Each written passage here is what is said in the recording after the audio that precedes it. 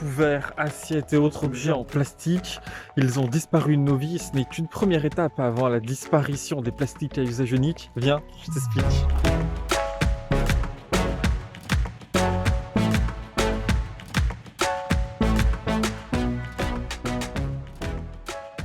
Aujourd'hui, les nuisances des plastiques à usage unique sont bien documentées. Ils sont souvent relâchés en pleine nature et vont donc avoir des conséquences terribles pour l'environnement. 80% des déchets des plages européennes étaient en fait du plastique. C'est également souvent un gâchis énergétique au niveau des matières premières nécessaires pour fabriquer des objets qui parfois vont servir seulement quelques secondes. Et cela a aussi un impact économique négatif pour certains secteurs comme la pêche ou le tourisme qui perdent tous les ans des millions d'euros à cause de ces nuisances. L'Europe s'est saisie du problème en votant en mai 2019 une directive européenne pour interdire paille, coton, tiges, assiettes et autres objets en plastique à usage unique. Un texte qui se veut comme ambitieux puisqu'à lui seul il recouvre près de 70% des déchets que l'on pouvait retrouver sur les plages européennes. C'est juste énorme. Mais il s'agit d'une directive européenne, c'est-à-dire d'un texte qui fixe des grandes orientations, mais c'est ensuite à chaque pays de prendre des lois pour les appliquer, ce qui explique qu'aujourd'hui encore, des pays comme la Slovaquie par exemple n'ont toujours pas interdit, parfois même, les sacs plastiques en sortie de supermarchés.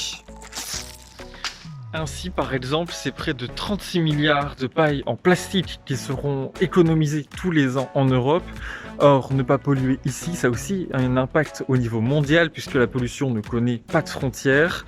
L'Union européenne essaie d'ailleurs toujours d'être plus ambitieuse avec, par exemple, pour le remboursement en partie du plan de relance européen, une taxe pour les pays membres en fonction de ceux qui recyclent le mieux leurs déchets, pour toujours encourager à faire mieux. Mais on ne se débarrassera pas du plastique à usage unique aussi facilement avec deux obstacles majeurs. Déjà, un problème de recyclage. En France, seul un tiers des produits qui pourraient être recyclés le sont effectivement, et peu de grands pays européens arrivent à dépasser la barre des 50%.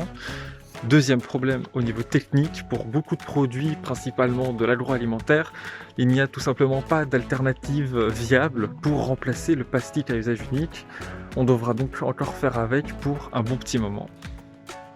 L'Europe avance, mais c'est aussi grâce à la pression de ses citoyens.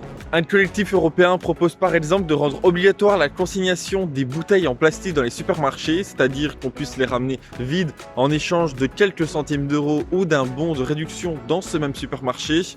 Une initiative citoyenne qui a besoin d'1 million de signatures pour être étudiée par la Commission européenne. Si ça vous intéresse, le lien est dans la description. En attendant, l'Europe bouge contre les plastiques à usage unique et ça, c'est l'Europe au quotidien.